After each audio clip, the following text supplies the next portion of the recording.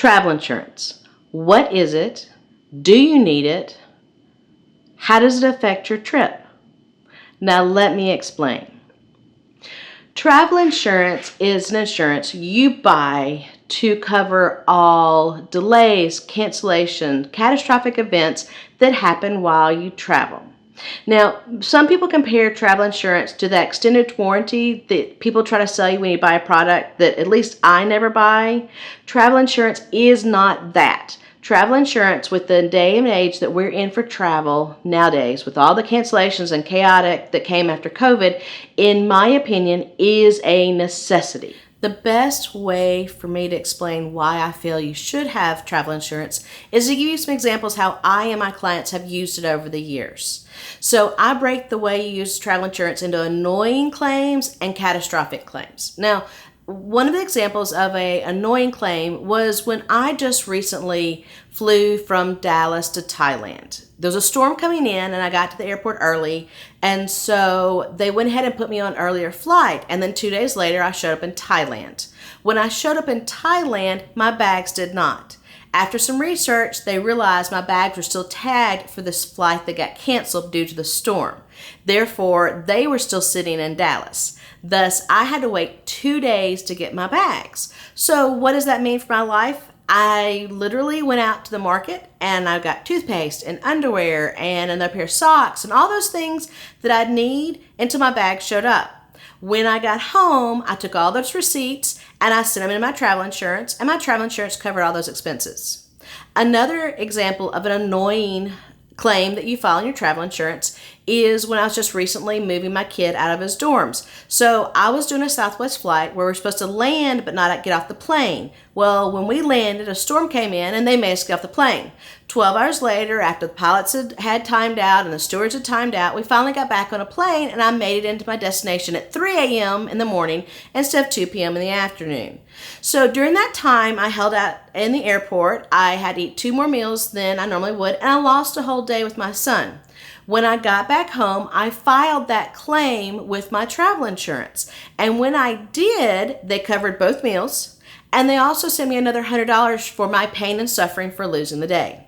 Now, those are annoying claims that are things that you can live with when you travel, but having insurance and having those costs reimbursed just takes the sting out of actually going through the experiences. Now, the other type of claim that I really think you need to understand for travel insurance is one of those catastrophic claims. A prime example is I had a client who recently was in the Maldives with her husband, and she was flirting and being sassy as they're walking across the boardwalk on the sand. Well, she wasn't paying attention and she tripped and fell.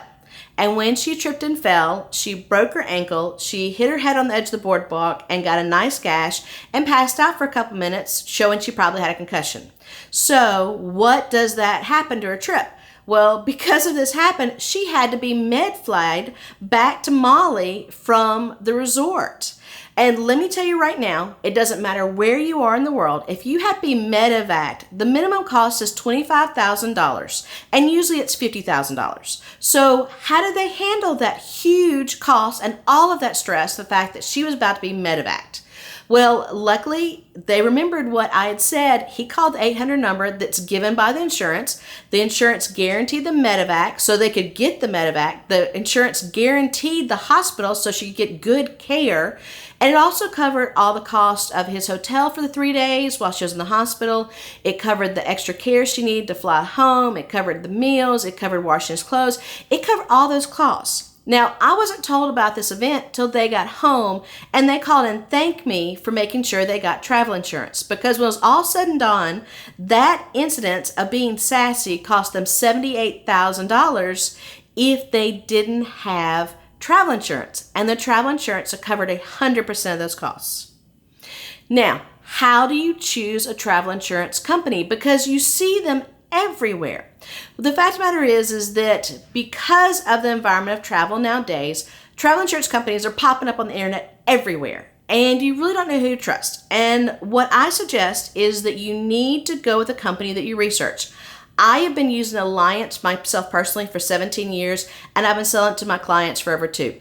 And I find that that is the one company that I can count on. Now, one of the reasons I feel that way is, one, I notice the claims that they pay for my clients regularly.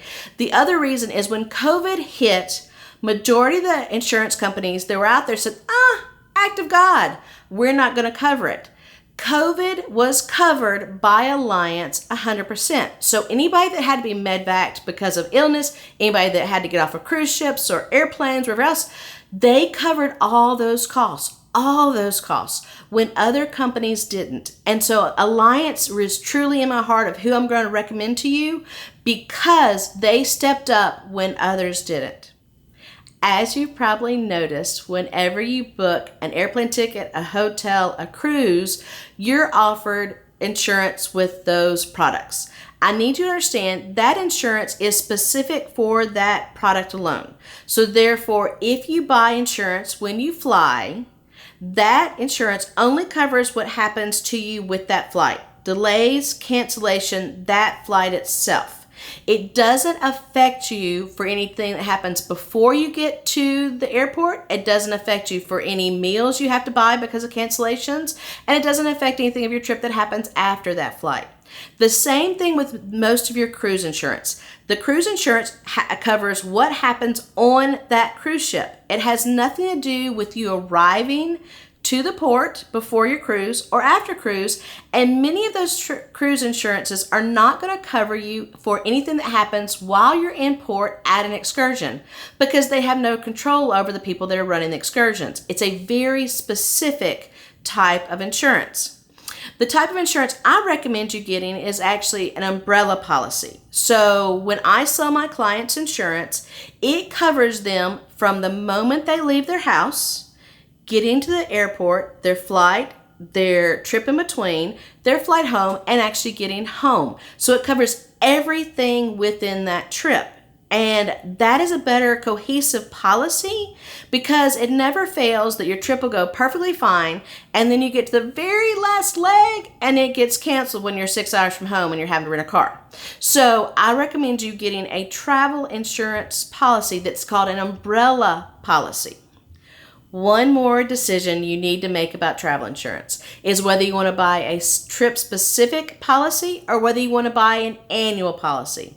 And one thing that I have found is that in many states, if you're 50 years or older, then the cost of a trip-specific policy is 80% or more of the cost of buying an annual travel insurance policy. So to me, I think it's very smart to actually look at a travel insurance policy that covers you for 365 days a year. Let me explain. The annual travel insurance policy covers you for your little trips, your big trips, your weekend trips, your day trips. If any of your travel in 365 days can be considered a trip, it's covered by this insurance. So at least in my opinion, if the cost is 20% or less of a difference to have an annual policy versus having a specific policy, I really recommend you go ahead and buy the annual insurance. I know I'm giving you a lot of information about travel insurance, but the biggest thing I want you to understand is that in this day and age of all of the chaos that comes with travel nowadays, the chances of you not having some glitch is very slim. And to remove either the annoyance or the true catastrophic event, I really recommend you buying travel insurance just so you get that peace of mind and that reduced stress that you know that if anything happens, there's an 800 number you can call and you're taken care of. Now go out there and travel and have a good time.